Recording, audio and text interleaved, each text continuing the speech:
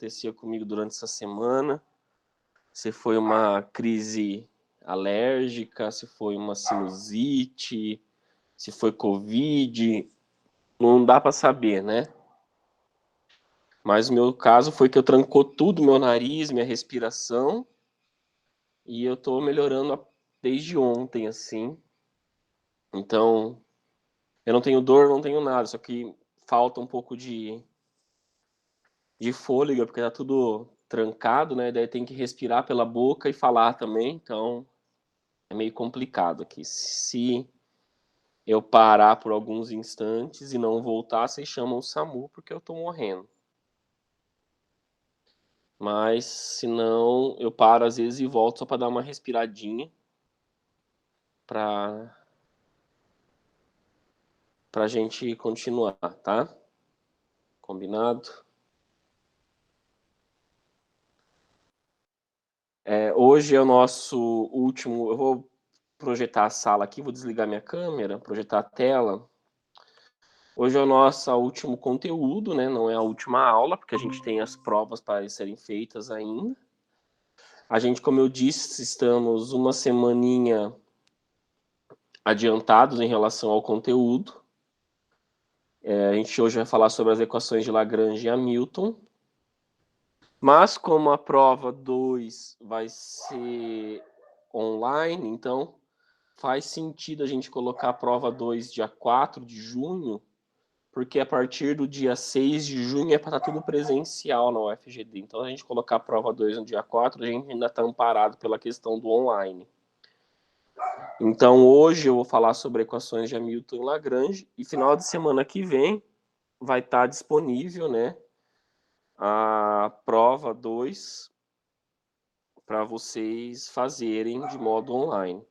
Eu não vou deixar só no final da semana que vem a prova 2, tá? Eu vou colocar durante a semana aqui no Moodle, eu aviso vocês. E daí eu já deixo uma data para entregar que eu consiga corrigir e alguns de vocês se prepararem para sub. Os alunos que não fizerem, que passarem, né, e não fizerem sub, eu já encerro a turma e já podem considerar finalizada a disciplina. Aqueles que precisam fazer sub e exame, vamos ficar com a gente até os últimos dias do semestre aí para tentar recuperar as notas que não foram obtidas, tá? Hoje... Xavier! Hoje a gente vai falar de o princípio de Hamilton e introduzir as equações de Lagrange, ou as lagrangianas do sistema. Na verdade, tanto o princípio de Hamilton quanto as lagrangianas, né, elas são equações que nos vão oferecer equações do movimento, assim como os osciladores harmônicos, a gente montava a equação do movimento para um oscilador, agora a gente vai montar equações do movimento para corpos ou para sistemas mais complexos, através do princípio de Hamilton e usando as equações de Lagrange. O princípio de Hamilton, ele se vale do princípio do cálculo variacional que a gente fez na última aula. A gente ficou fazendo um monte de conta ali, mas na verdade o cálculo variacional, ele se refere a encontrar extremos de funções. Então a gente ficava derivando, integrando e vendo quando aquelas funções eram zero, encontrei uma equação de Euler para falar que aquela equação era zero. A gente partiu desse princípio de encontrar o extremo de uma função para falar, ó, se essa função tem um extremo, ela vai ter uma equação que vai zerar ela, que é a equação de Euler. Então, o princípio de Hamilton, ele se vale dessa equação de Euler, que se refere ao extremo de uma função, e coloca a física dentro do cálculo variacional. E é o que a gente vai fazer hoje. Então, a gente vai usar o cálculo variacional que a gente fez na aula passada, o princípio de Hamilton para colocar a física ali dentro e colocar em cima desses dois vamos dizer assim, dessas duas partes, a formulação de equações de movimento generalizadas para diferentes situações de corpos. Então, quando a gente tinha as leis de Newton, para as leis de Newton,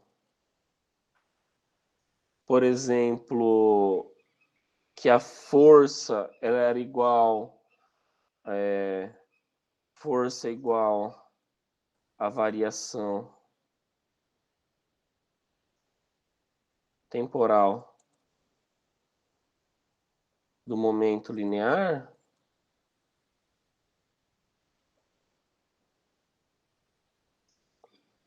se usássemos coordenadas retangulares e sistemas simples, isso não precisava ser sistema de uma partícula só, mas sistemas que possuem um centro de massa, não vou nem escrever isso, é perfeitamente factível a solução de diversos problemas em mecânica. Às vezes a gente precisava usar uma simulação computacional, mas a equação do movimento em si, ela era fácil de obter. Só que às vezes para resolver a equação do movimento a gente precisava de algumas coisas um pouco mais complexas, né? Por exemplo, um cálculo no computador ou uma, como se diz, uma simulação ou aproximações ou métodos gráficos para soluções. Mas a equação de movimento em si não era complicada de se fazer. Vamos só lembrar o caso do movimento oblíquo com forças de retardo. A gente conseguia fazer simulações mais ou menos factíveis. Para isso precisava usar um computador. Um outro caso mais complexo era o pêndulo caótico, né? Que é a oscilação não linear.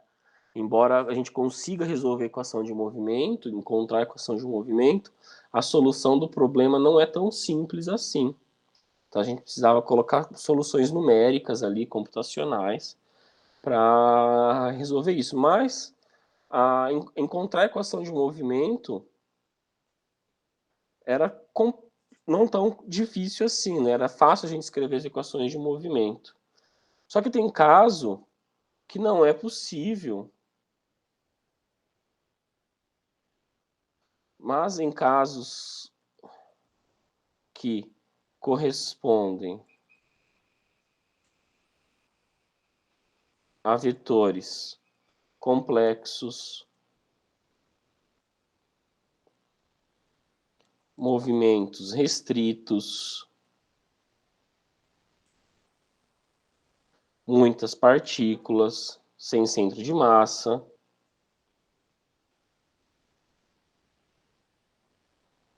as equações de Newton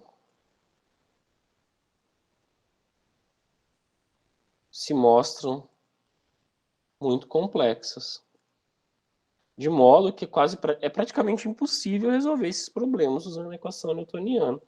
Por exemplo, se a gente vai falar que um pêndulo ou que pêndulo não, vamos colocar um corpo, um projétil, assim, ele está sujeito a se movimentar somente num plano X, YZ, por exemplo, ele não pode se movimentar livremente, a gente já coloca uma restrição do movimento que o torna praticamente impossível.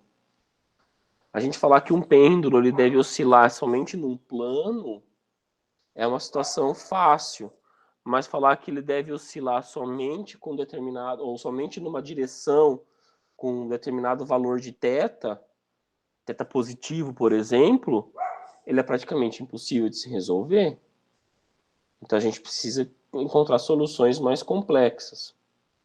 Então, quando a gente coloca, por exemplo, uma partícula sujeita a se movimentar na superfície de um cone, isso também já fica muito difícil para resolver. Então, nesses casos, a gente não dá para usar a equação de Newton. A gente encontra Para esses casos, a gente usamos o princípio de Hamilton.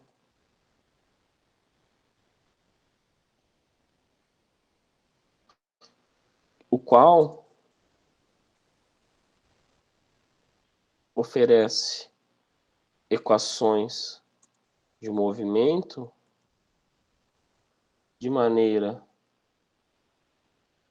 rápida,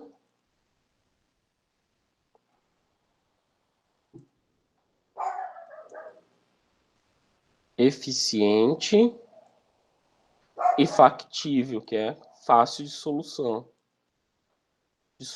Factível de solução. O princípio de Hamilton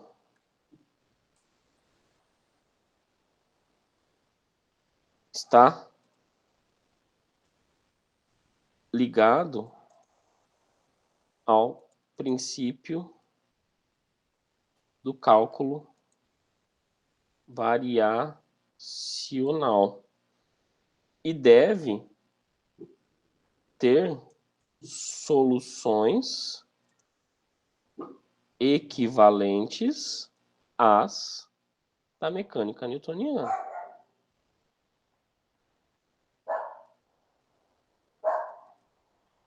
Não adianta a gente falar newtoniana. Não adianta a gente falar de uma física, de um princípio, de uma nova formulação que viola as leis de Newton, né? Lembrando que a mecânica newtoniana ela é baseada, pautada no princípio de Galileu, que diz que a física ela é invariante por transformações de coordenadas ou por observações, né? O princípio de Hamilton, quando a gente observa um problema em outra maneira ou transforma as coordenadas, a física tem que permanecer igual. Então, tanto o princípio de Hamilton quanto as leis de Newton, elas se equivalem ao princípio galileano de que a física, ou as leis da física, elas não mudam de acordo com o observador ou de acordo com a sua formulação. As leis permanecem inalteradas. O que pode mudar é só a equação do movimento, porque a gente usa coordenadas generalizadas, coordenadas diferentes em relação a um problema ou outro. Mas a física deve permanecer igual. Tal que a solução para o mesmo sistema de coordenadas, ela tem que ser idêntica, né? Ela não pode ser mudada. O princípio de Hamilton, ele não é velho. Foi publicado em 1834/35.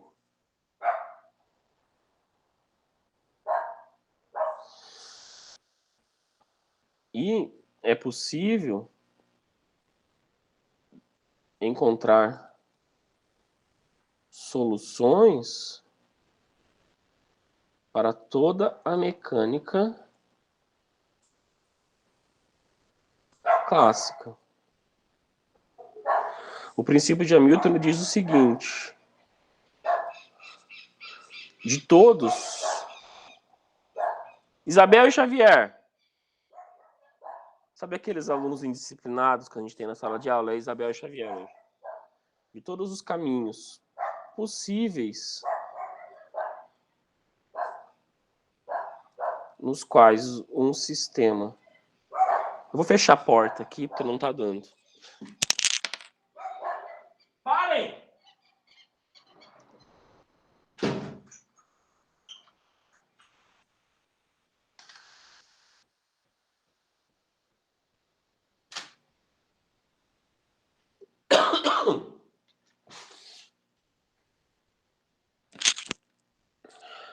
Desculpem, tá? De todos os caminhos possíveis nos quais um sistema dinâmico pode se mover,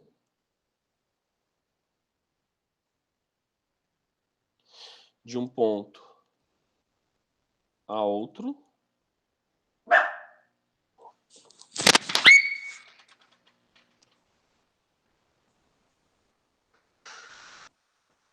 em um intervalo de tempo específico, o caminho real seguido é aquele que minimiza a integral de tempo da diferença entre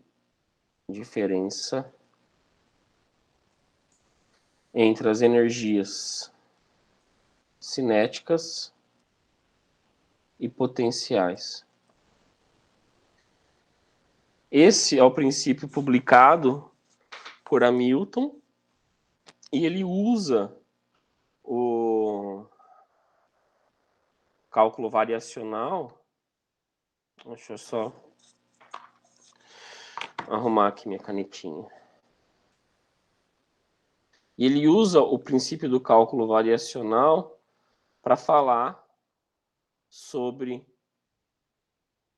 o movimento. Então ele já coloca o termo minimiza a integral de tempo de um sistema. E ele usa como variáveis do cálculo variacional as energias cinéticas e potenciais. Em suma, o princípio de Hamilton, ele fala o seguinte: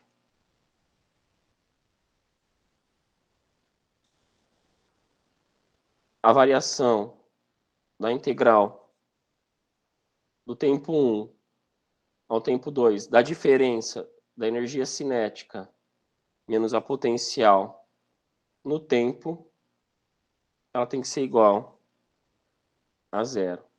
Só vale lembrar que na aula passada nós falamos que uma integral de um caminho ou de um sistema que existe uma minimização de energia entre dois pontos x1 e x2, ela era baseada na equação de Euler de um sistema de uma função f, que era a função de x ou y. E y ponto na coordenada, ou y', né, na coordenada x, isso aqui era o que a gente tinha como o princípio do cálculo variacional. E que para isso ser válido, essa parte aqui, que era a equação de Euler, ela tinha que ser igual a zero. Ou seja, nós tínhamos que del f, del y, menos d dx de del f, del y', isso aqui tinha que ser igual a zero, do cálculo variacional. Então, Hamilton usa esse princípio do cálculo variacional, escreve essa equação, e a gente vai usar agora a equação de Euler, aqui, para desenvolver o método de Hamilton, ou o método lagrangiano. Entenderam o nosso objetivo da aula de hoje?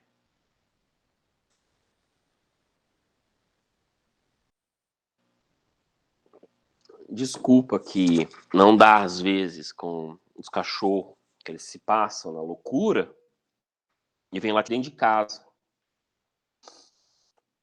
A Isabel é uma dessas.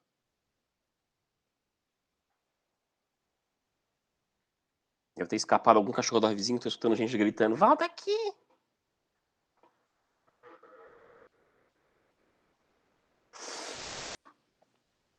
Essa equação que Hamilton propõe, essa daqui, ela requer que apenas essa parte aqui seja um extremo, né? Igual aqui a equação de Euler, ela requer que essa parte aqui seja um extremo. Então, o princípio de Hamilton requer que o t menos u seja um extremo, ou a diferença de energia cinética e potencial. Na verdade, ele não é qualquer extremo, ele vai ser o mínimo, como a equação de Hamilton propôs. Bom, eu vou começar a mexer aqui nessas contas, então a gente vai lembrar o seguinte: a energia cinética, em função da coordenada, ela é uma função da coordenada velocidade. E a energia potencial, ela é uma função da coordenada espacial. Quando a gente trabalha com x e x e ponto, coordenadas retangulares, bonitinhas, né?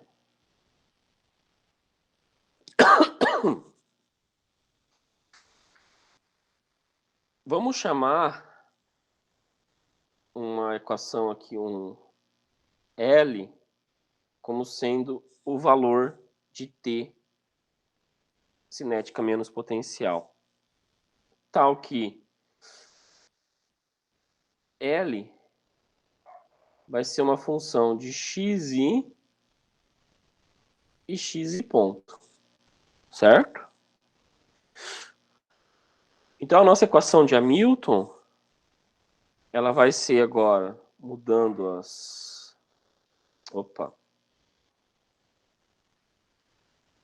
as coordenadas ali dentro, ela vai ser xi, x ponto, dt igual a zero. Então essa daqui é a nosso princípio, né, de Hamilton reescrito. Se a gente lembrar que da aula passada, do cálculo variacional, nós tínhamos que a variação entre x1 e x2 de uma função f, que ela era da coordenada y, que podia ser de x, y e linha, que também era função de x. Todas elas na função de x. Dx, e a gente tinha que del f, del y, menos d dx, del f, del y' era igual a zero. Vamos fazer o seguinte, vamos olhar essa expressão aqui de Hamilton e vamos comparar as duas.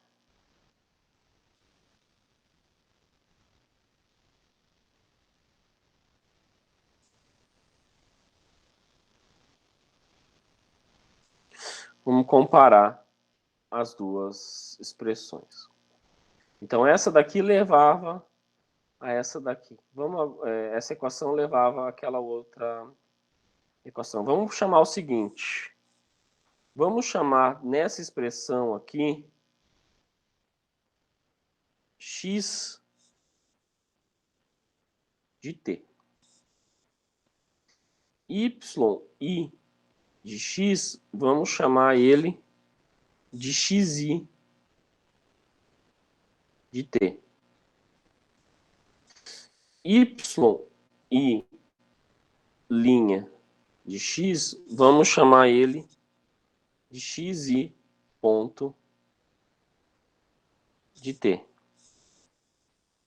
E a função f y de x, y linha de x, vamos chamar ela de L xi linha, x ponto. Então eu estou pegando o princípio de Hamilton, que é essa expressão aqui, que eu vou colocar a estrelinha, e estou fazendo ela se encaixar nessa expressão Aqui. Para isso, eu usei essas mudanças de variáveis.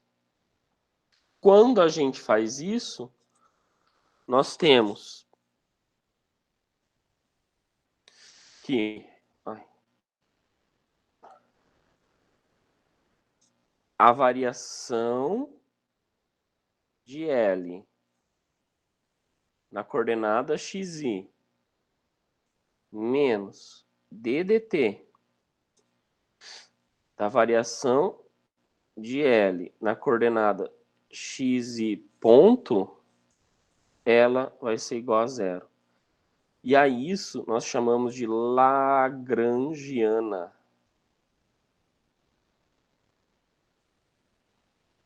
do sistema.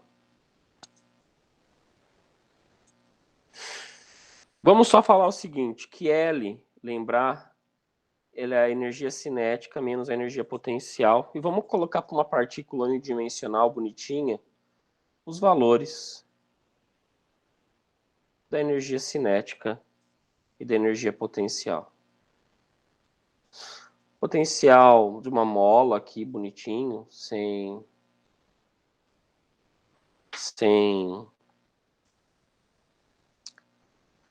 nada específico desse potencial, nada colocando ela presa em lugar nenhum, ou um potencial elétrico, só o potencial de uma mola.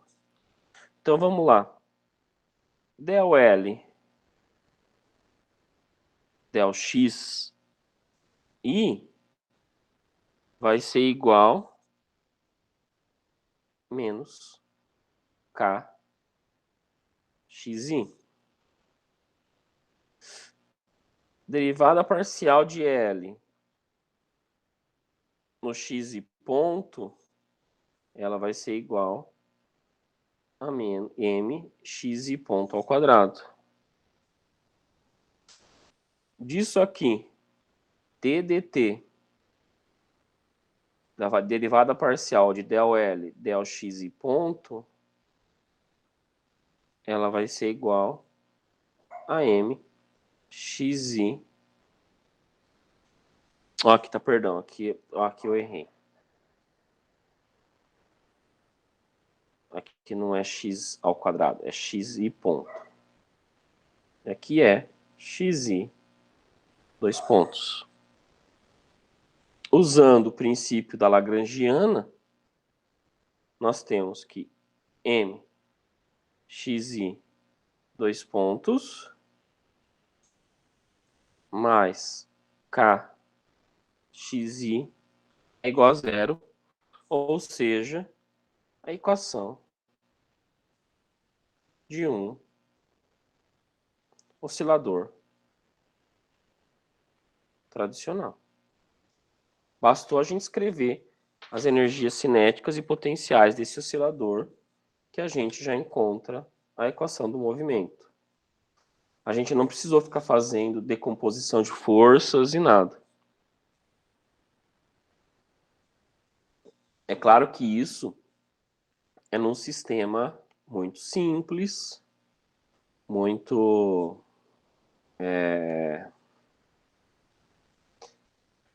concordando das poucas coordenadas, né? Mas imagine para um problema de n partículas com 3 vetores cada uma. Imagine na mecânica newtoniana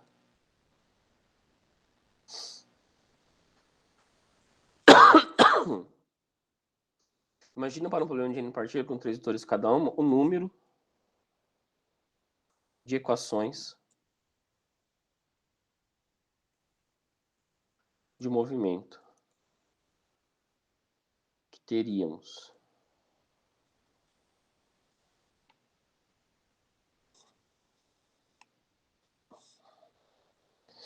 Para esses casos, é comum definirmos coordenadas generalizadas. e usar as equações, ou usar a lagrangiana para solucionar o problema, já que ela se trata apenas de energias, não importando as coordenadas vetoriais de cada partícula.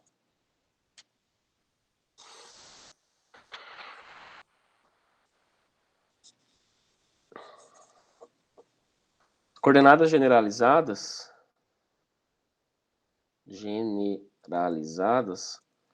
podem expressar dimensões, podem expressar comprimentos, energias,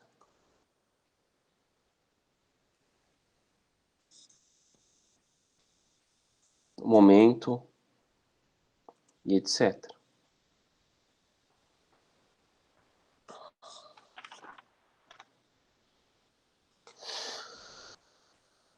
A escolha de coordenadas generalizadas deve ser tal qual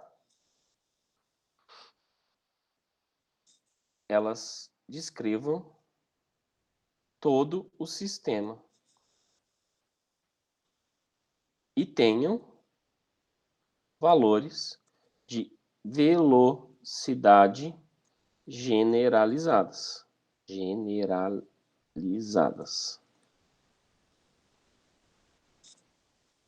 Já que a equação de Lagrange, deixa eu só puxar um novo slide. Já que a equação de Lagrange, ela depende, o L que a gente chamou L, ai, por que não vai?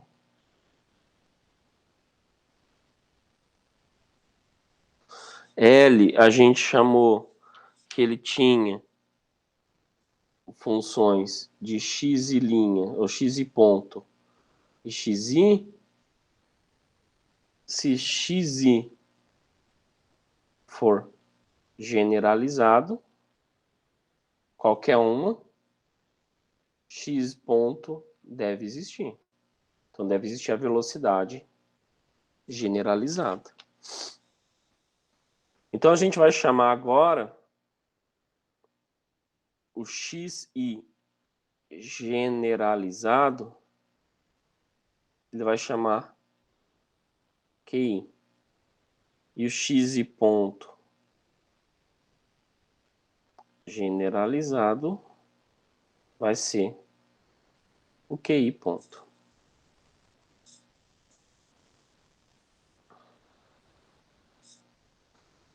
Então vamos lá. Fazer um exemplo aqui para a gente entender um pouco mais sobre coordenadas generalizadas. Eu tenho um eixo XY aqui bonitinho. E eu coloco para se movimentar nesse eixo, ou no prolongamento desses eixos, um pêndulo de comprimento L e massa M, fazendo o ângulo θ aqui com a horizontal. Eu sei que a energia cinética desse pêndulo ela é meio de m xi ponto ao quadrado mais meio de m y ponto ao quadrado. E a energia potencial ela é mg a altura y que ele atingir.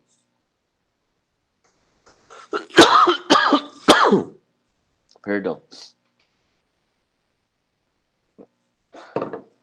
Logo, a minha lagrangiana aqui, minha Lagrange,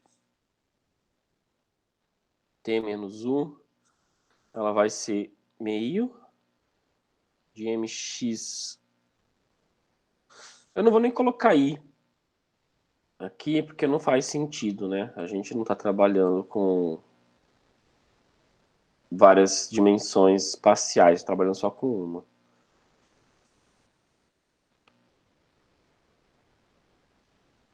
Duas, quer dizer, x e y, perdão. Então, mx ao quadrado mais my ao quadrado menos m gy. Então, olha que a minha lagrangiana, minha equação de Lagrange, a lagrangiana é aquela derivada, essa aqui é a equação de Lagrange, ela apresenta 3 coordenadas aqui.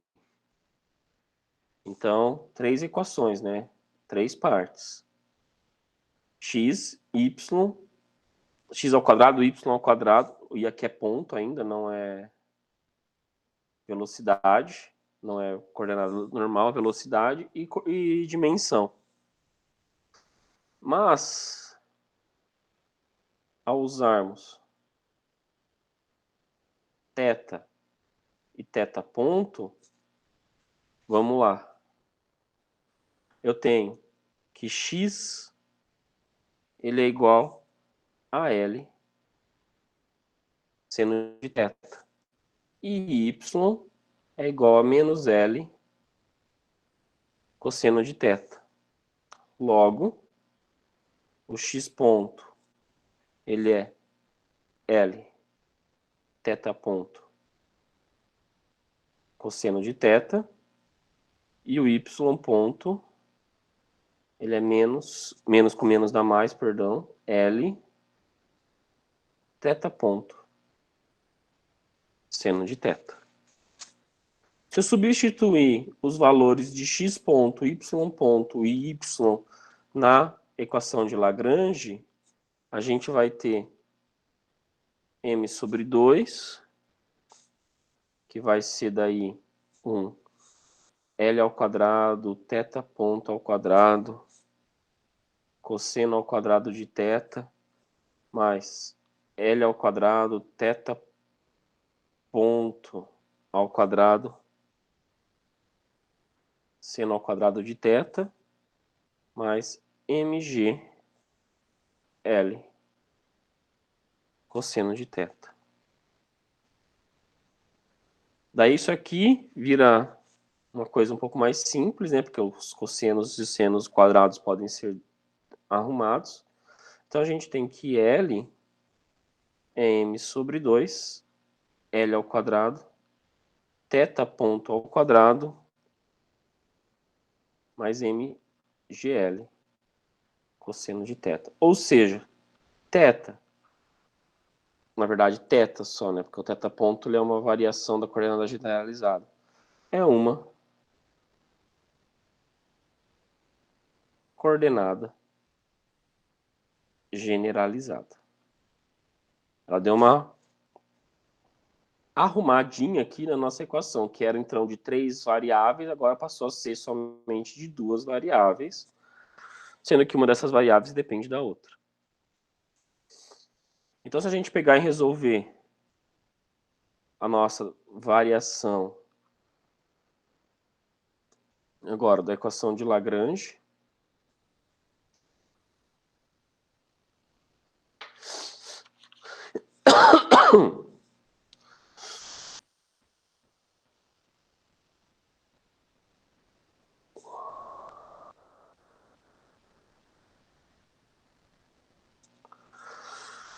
daí a gente tem que DDT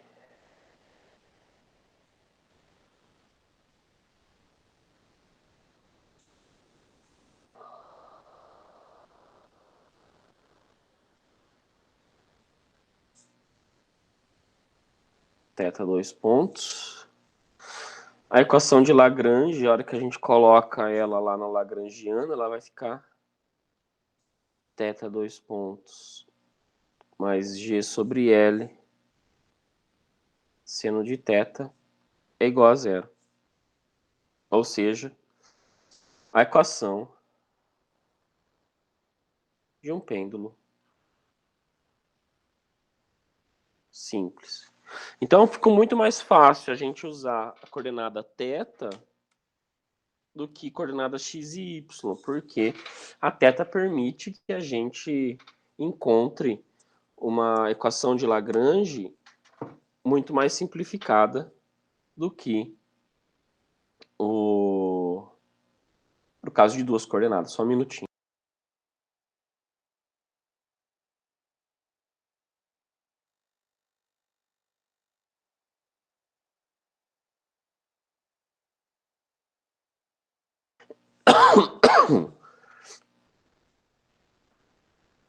No caso de um pêndulo, aqui tá tranquilo.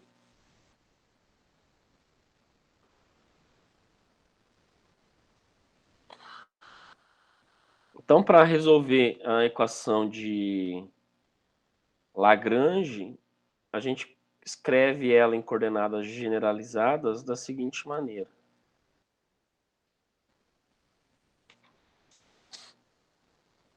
Então, se a gente tinha aqui antes a equação de Lagrange, ela era uma coordenada da velocidade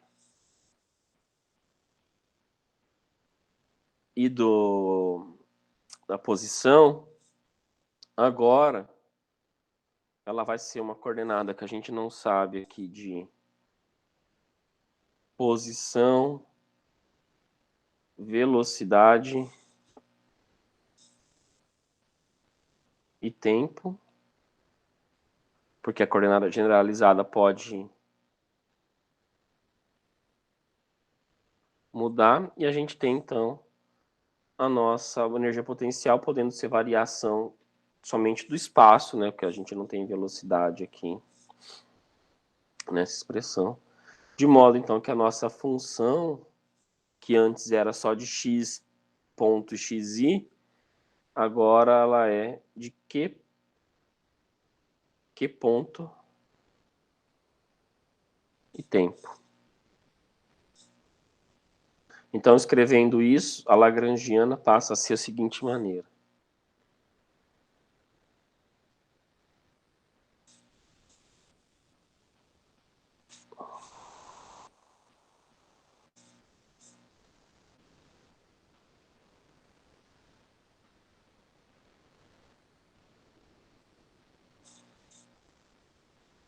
Que é um pontinho.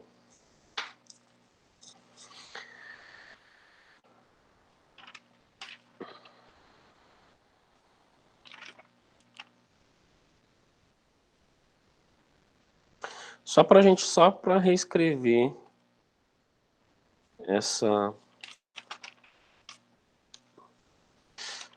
equação. Então, só para ela ficar bonitinha dessa maneira.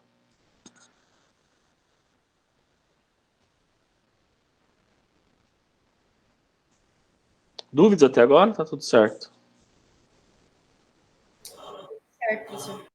Então a gente vai aqui continuar, vamos resolver esse problema aqui, porque apesar da equação de Lagrange ela proporcionar soluções para as equações de movimento, a gente vai avançar um pouco mais e a gente vai encontrar o que nós chamamos de equações de Hamilton, que também vai nos trazer soluções da equação de movimento. Vocês já fizeram física moderna?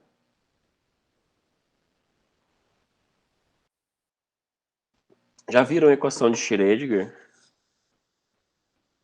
Sim, professor. A equação de Schrödinger, na verdade, é uma equação de energia cinética e potencial de um sistema com coordenadas generalizadas, que ali no caso é momento, né, e posição, usando o princípio de Hamilton para resolver um problema quântico. Então, o princípio de Hamilton, ele foi o precursor para que Schrödinger desenvolvesse aquela equação que nós chamamos de equação de Schrödinger, que ela desenvolve a evolução espacial, temporal de uma equação de onda. Na verdade, ela é uma equação de soma de energias cinéticas e potenciais de partículas em coordenadas generalizadas, que no caso são as funções de onda, né? Então, existe um elo entre a mecânica clássica e a mecânica quântica, que é o princípio de Hamilton, né? Quando a gente chega na equação de Schrödinger, ela, na verdade, baseada nesse princípio. Eu não sei se o professor de clássica, de moderna, que deve ter sido Eduardo, comentou isso com vocês, mas na verdade ela é esse mesmo princípio de minimização de energia de um sistema de coordenadas generalizadas. Então a gente soma as energias cinéticas e potenciais. Bom, vamos lá no exemplo de uma partícula se movendo na superfície de um cone sob ação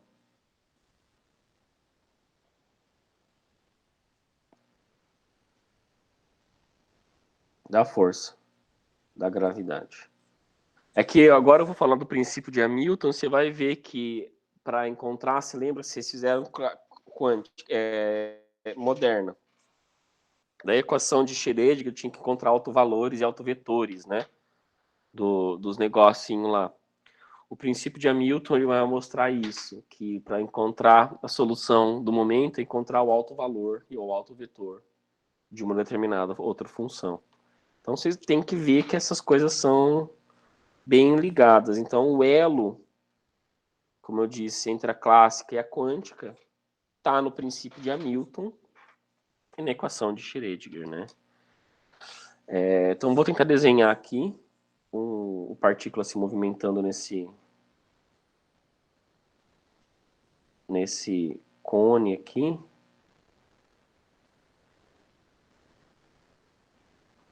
Desenhar até ele de corzinha diferente.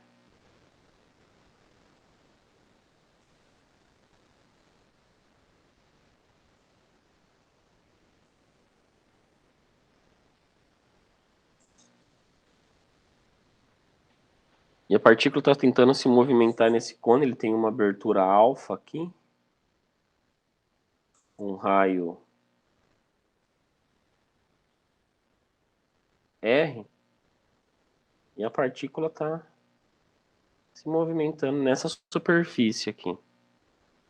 Esse R a gente consegue projetar ele aqui.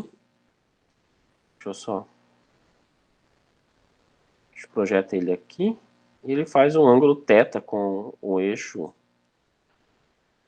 em qualquer circunstância aí. E ela está numa altura que a gente pode chamar de altura Z em relação à origem aqui do sistema de coordenadas. Então a partícula tem que se movimentar em cima da superfície desse cone. Esse Z ele é igual a R, a cotangente do ângulo alfa. R, θ e Z a gente vai chamar de coordenadas generalizadas.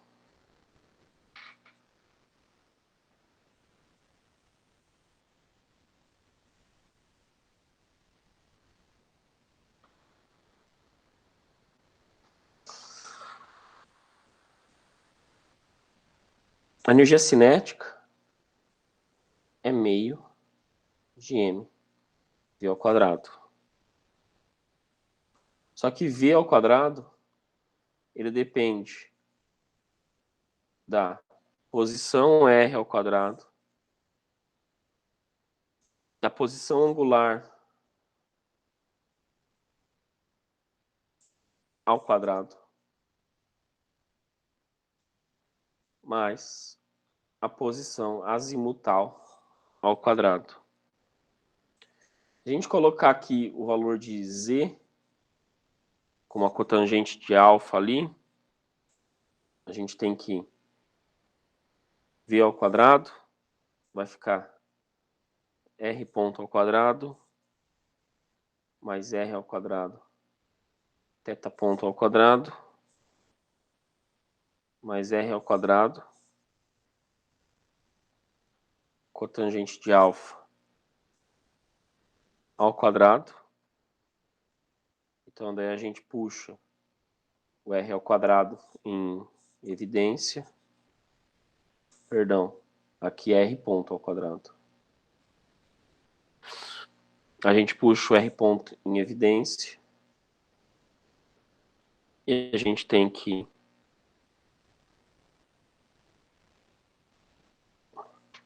mais cotangente de alfa. Isso aqui é o quadrado.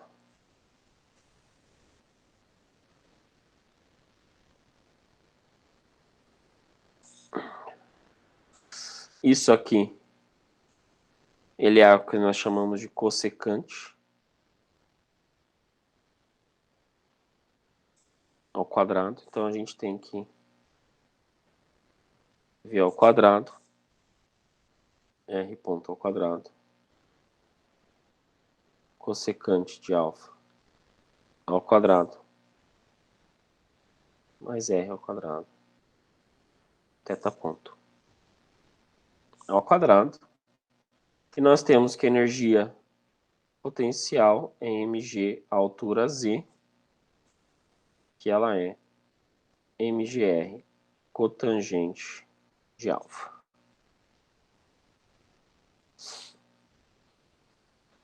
Então, logo a minha equação de Lagrange vai ser esse negócio bonitinho ali de cossecante.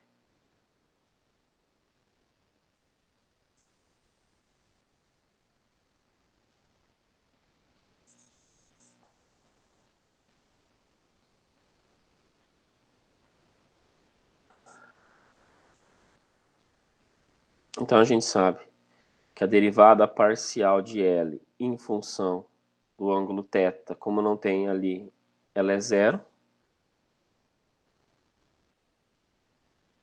E como ela não depende explicitamente de t,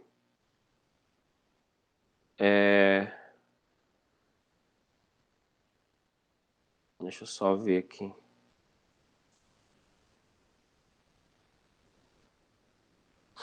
Isso aqui é zero, logo, pela equação pela lagrangiana, nós temos que del L, del θ tem que ser igual a d dt de del L, del θ ponto, só reescrevendo aquela equação. Se isso aqui é zero, isso aqui vai ter que ser zero.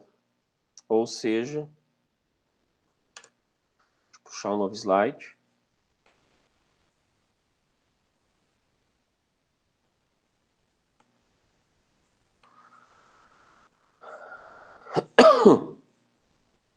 Ou seja, d dt de del L, del θ ponto, deve ser zero. O que significa que isso aqui é uma constante no tempo. E se a gente calcular del L, del θ ponto daquela equação, ele nos dá que isso aqui é mr ao quadrado θ ponto, que tem que ser igual a uma constante.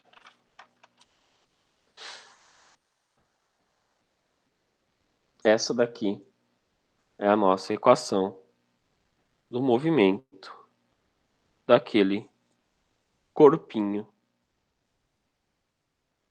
que nós temos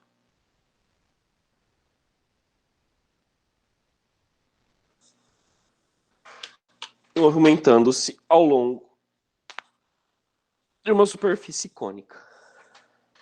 Só conserva o momento angular dele.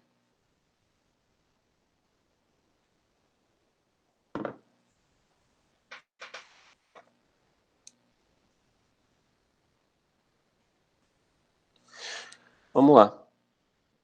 Vamos fazer uma aproximação agora da equação de Lagrange com as leis de Newton, tá?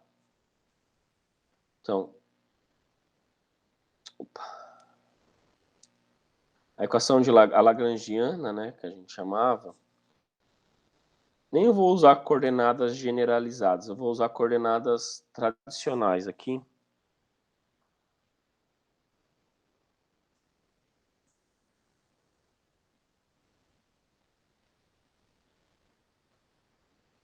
Ela era essa expressão aqui, para coordenadas tradicionais. Lembrando que a equação de Lagrange, ela era a energia cinética menos a energia potencial. Então vamos substituir esse L dentro da lagrangiana. Então, del T menos U, del XI menos DDT,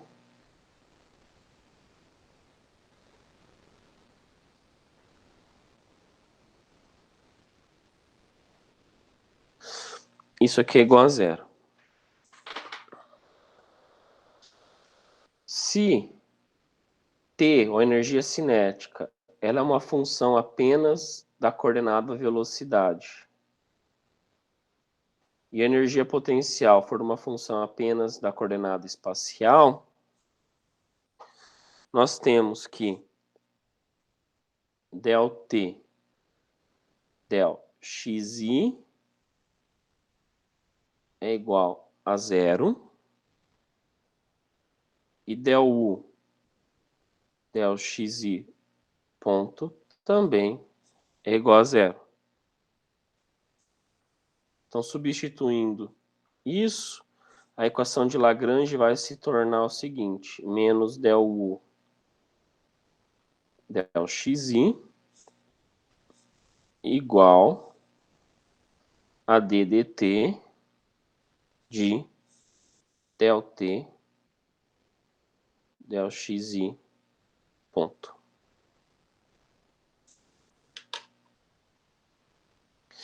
Lembrando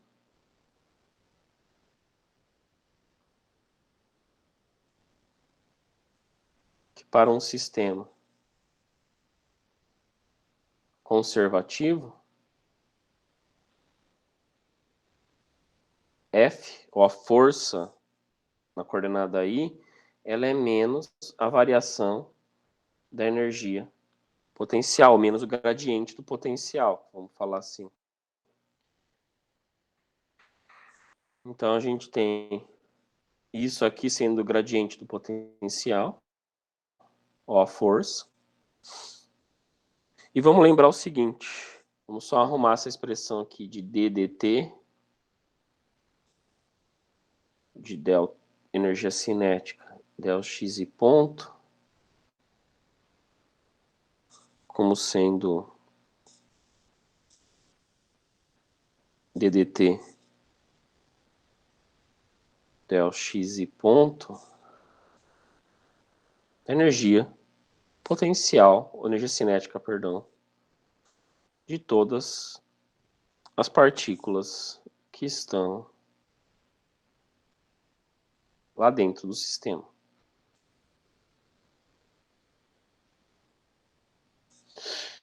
Ou seja,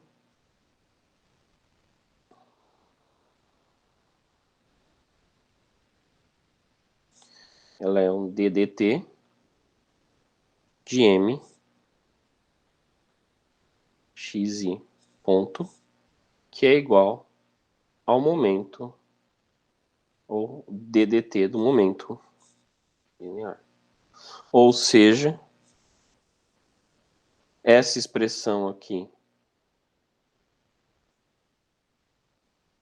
é F de I, e essa expressão aqui é a derivada temporal do momento. Ou seja, a gente chega na segunda lei de Newton, mostrando tanto a formulação de Lagrange para o princípio de Hamilton, a formulação da lagrangiana para o princípio de Hamilton, ela é válida. Ou seja, equivalente à segunda lei de Newton. Como deve ser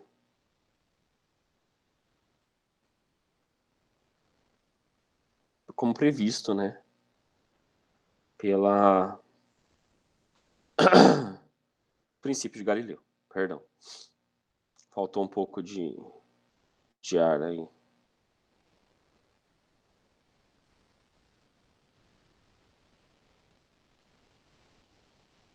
Dúvidas?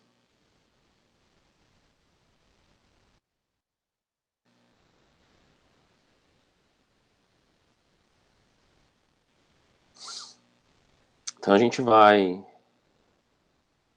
continuar aqui. Então a gente já mostra que o princípio, que a formulação da lagrangiana, usando o princípio de Hamilton, ela é equivalente à segunda lei de Newton, como previsto, e ela se torna uma maneira mais simplificada de solução da equação de movimento. Vamos supondo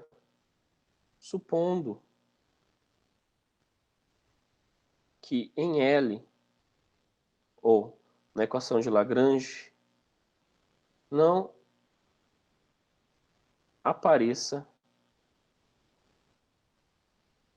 a coordenada T. Logo, del L, del T, a derivada parcial de L em função do tempo, é zero. Mas na formulação de Lagrange, na lagrangiana, nós temos uma derivada temporal. E vamos ver quanto que ela vale desse L aqui. Ela vai ser, vamos só expandir esse L em coordenadas generalizadas, tá? Ela vai ser a derivada parcial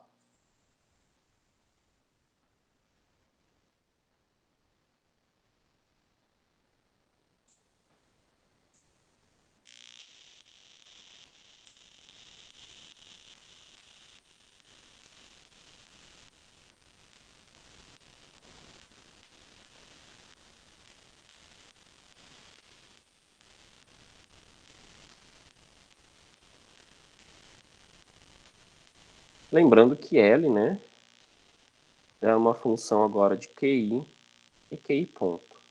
Então, a gente tem isso aqui. Isso aqui é o QI ponto, o QJ ponto, né? Isso aqui, eu escrevi errado. Ele é o QJ. 2 pontos.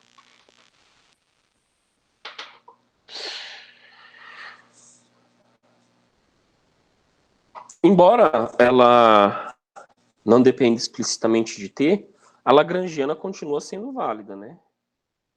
Del L, del Q ponto, ou del QJ, é igual a d dt de del L, del QJ ponto. Dá para expressar, ela continua sendo válida.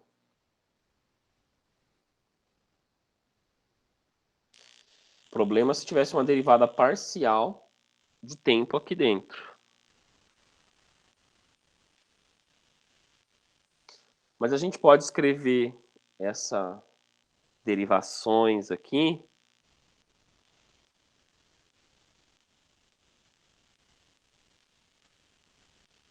dessa seguinte maneira.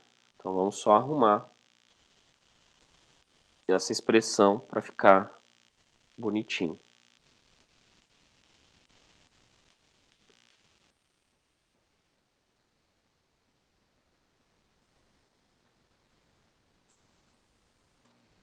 Vou só pegar e reescrever. Eu vou pegar essa expressão de del L, del T, dl dt, eu vou só dar uma organizada nela. Ela era isso aqui. Somatório em J de QJ ponto DDT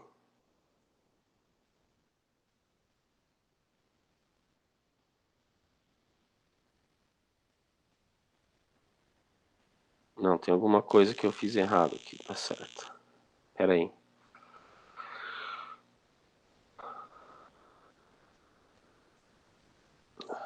Pera aí. Só um minuto.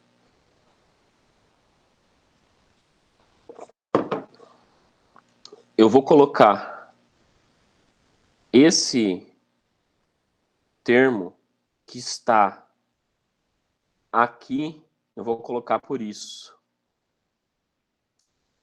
Entenderam? Eu vou colocar esse termo aqui e vou trocar ele por esse negócio aqui, para ficar mais bonitinho. Então, essa expressão, eu vou reescrever ela aqui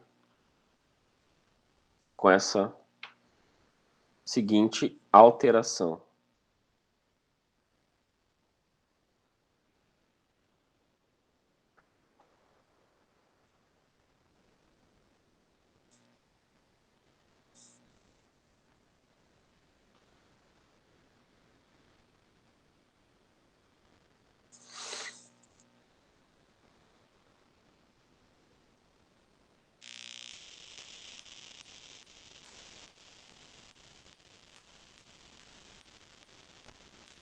Que ela pode ser reestabelecida da seguinte maneira.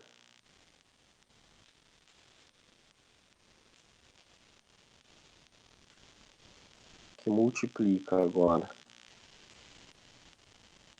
QJ ponto del L del QJ. Então eu posso escrever aquela expressão dessa maneirinha aqui bonitinho. Essa daqui. Então eu tenho que dl dt é igual a somatório em J de ddt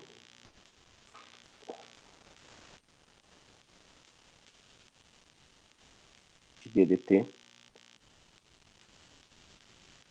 da somatório em J QJ ponto del L del QJ. Eu vou só passar todo mundo para um lado só. Eu fico com a seguinte expressão. ddt é a equação de Lagrange menos essa somatória em J.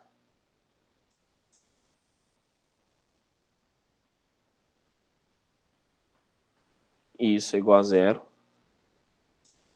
o que implica que essa parte aqui ela é constante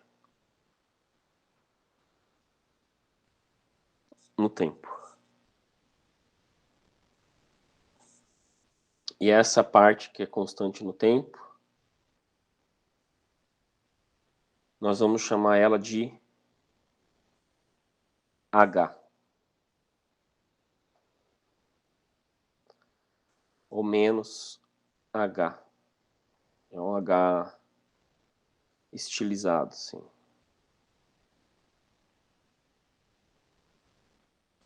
Aí esse H a gente vai chamar de hamiltoniana.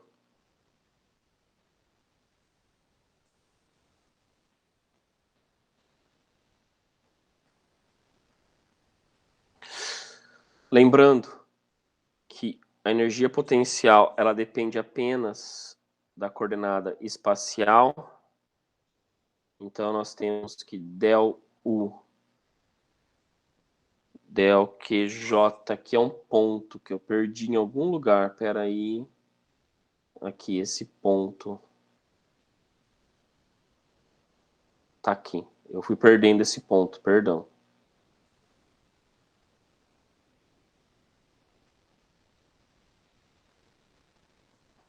Porque nas minhas anotações esse ponto ele é muito pequenininho, daí não dá.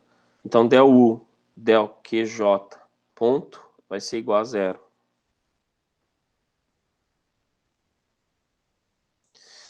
Então, isso nos implica que del L, del QJ, ponto, vai ser igual a del energia cinética, del QJ, ponto.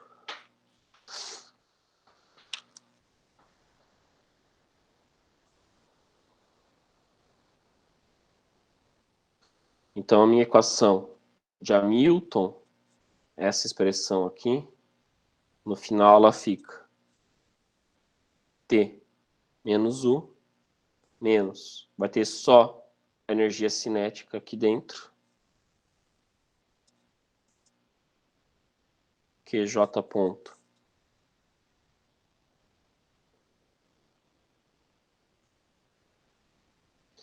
igual a menos o hamiltoniano aí.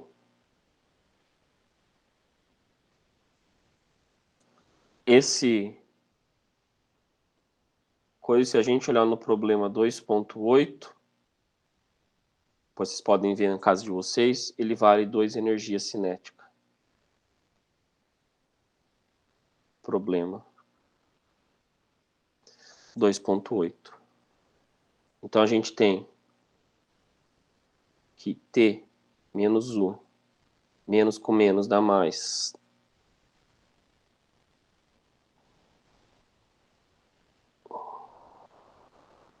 Isso aqui é menos 2 energia cinética.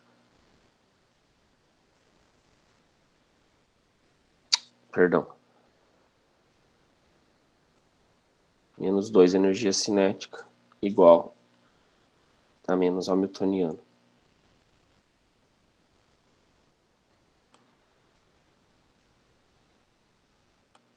Estou só escrevendo, só reescrevendo a equação de Lagrange de uma maneira um pouco mais generalizada.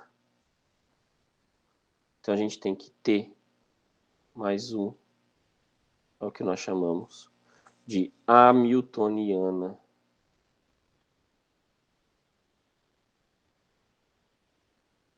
do sistema. Então a gente tem que L é T menos U e hamiltoniana é T mais U.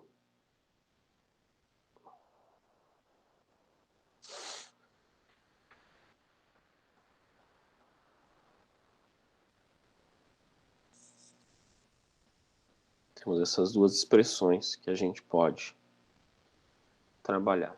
Essa daqui a gente joga naquela famosa equação que é del L,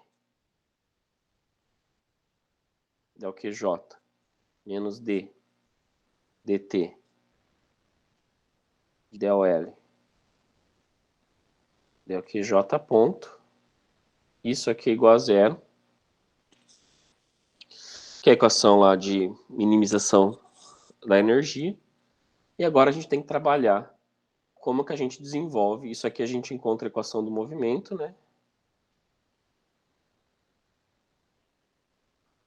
E agora a gente tem que trabalhar com a hamiltoniano para ver como que a gente encontra a equação do movimento a partir do hamiltoniano. Da lagrangiana foi fácil, a gente já sabe, já desenvolveu, já vimos até que ela é equivalente à segunda lei de Newton. Agora a gente precisa ver o hamiltoniano desse sistema. L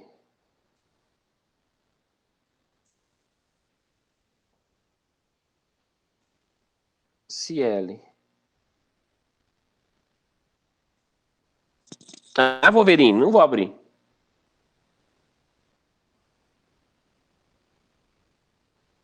Só um minuto que ele tá miando.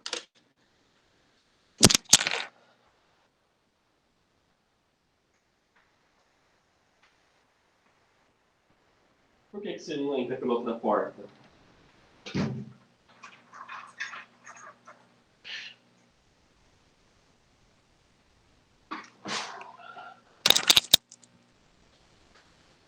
Desculpe. Se L não depender explicitamente de QJ, ou seja, a energia cinética, a energia potencial não vai ser uma função do espaço, a gente tem que del L, del QJ é igual a zero. Logo, ddt de del L, del QJ ponto, tem que ser zero, o que implica que del L, del QJ ponto, é uma constante. Ou seja, del QJ ponto de cinética menos a potencial é igual a uma constante.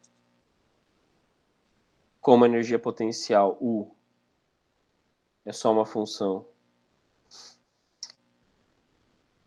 não é também uma função da velocidade. Aqui é um ponto. Também não depende de QJ ponto. Nós temos que del QJ de T é igual a uma constante, ou seja, M QJ ponto, o que nós chamamos de momento J, é uma constante.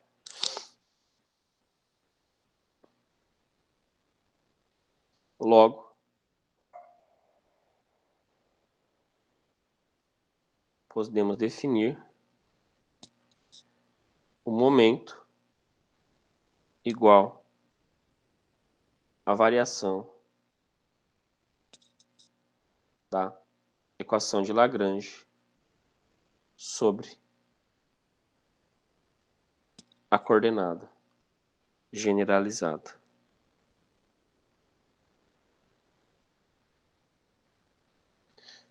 E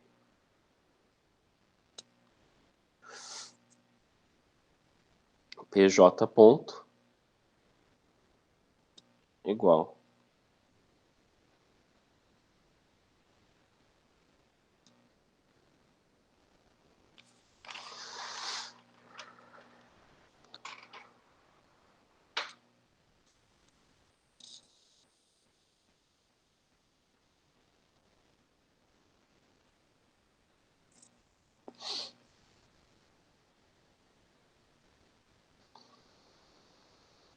assim a lagrangiana, a equação de Lagrange menos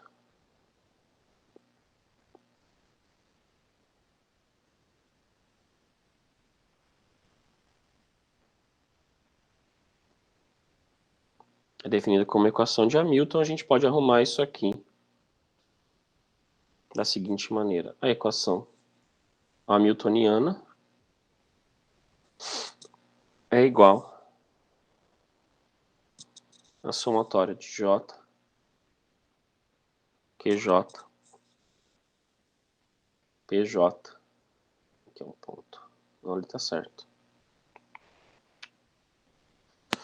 PJ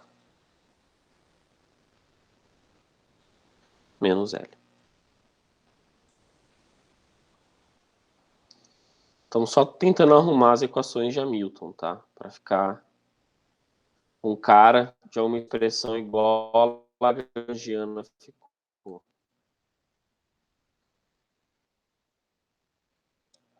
Uma expressão matemática.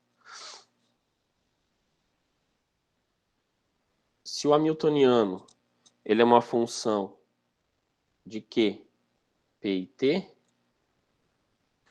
e o lagrangiano, ou a equação de Lagrange, vamos chamar assim, ela é uma função de Q ponto e T,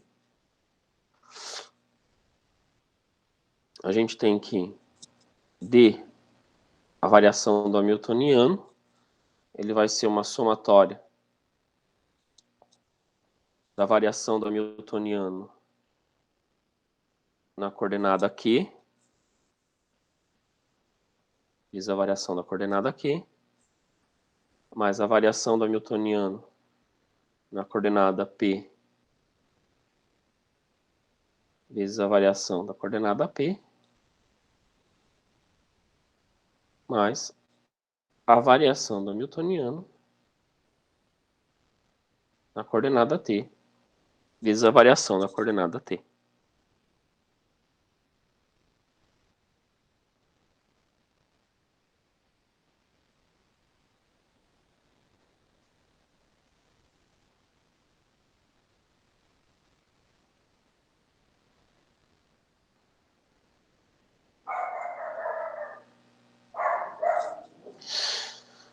Usando que o hamiltoniano ele era igual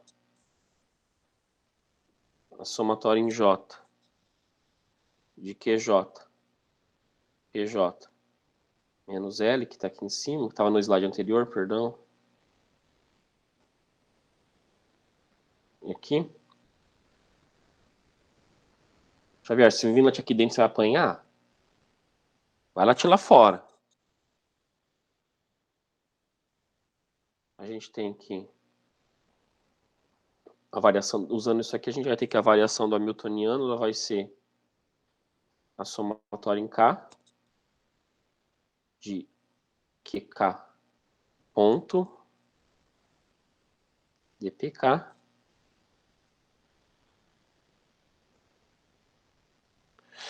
mais pk dq k ponto menos del lagrangiano del qk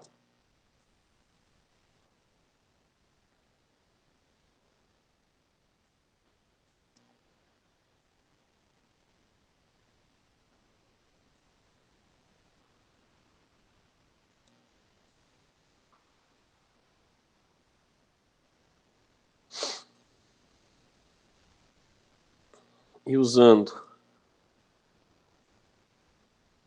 PJ igual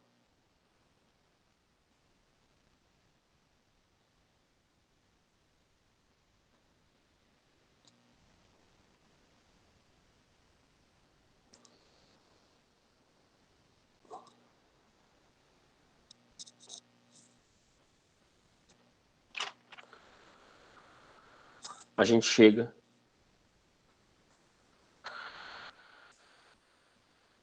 dessa expressão aqui TH ele é a somatória em K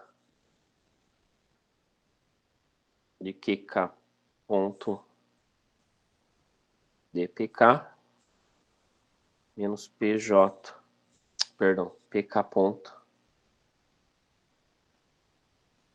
dqk menos del. A gente vai comparar essa expressão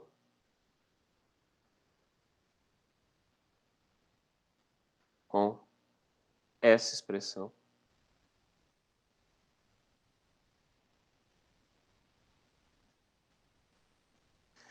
A gente chega na seguinte comparação, que a variação da coordenada generalizada ela é igual à variação do hamiltoniano pelo momento. A variação o momento, perdão, ela é igual à variação da hamiltoniana pela coordenada generalizada. E menos a variação da equação de Lagrange no tempo é igual à variação da equação de Hamilton no tempo. A esse princípio aqui nós chamamos equações de Hamilton, e elas são, na verdade, usadas por Schrödinger para desenvolver a famosa equação de Schrödinger. Vimos que o hamiltoniano, ou que a equação de Hamilton, ela vem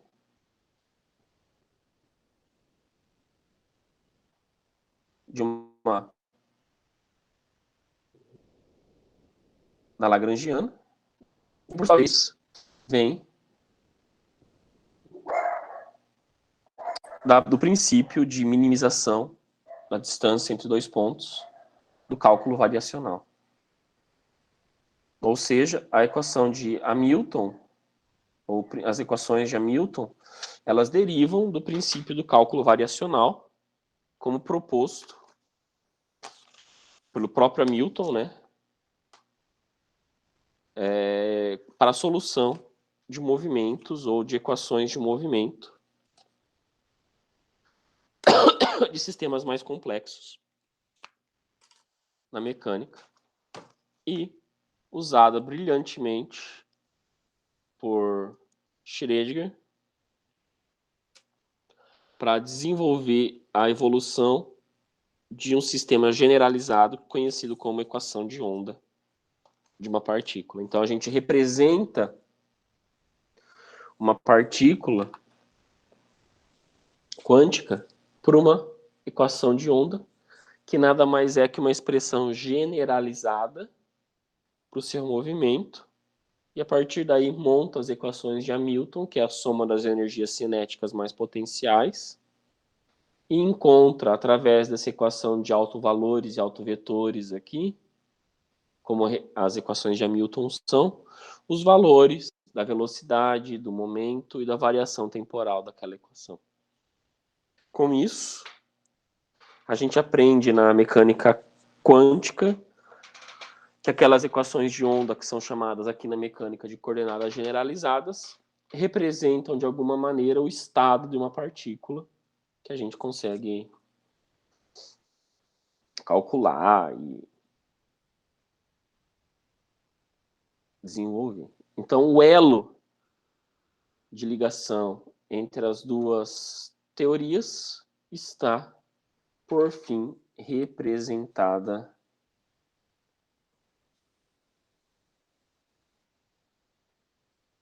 síncrona Hamilton.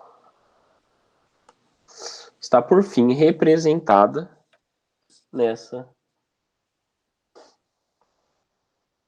expressão.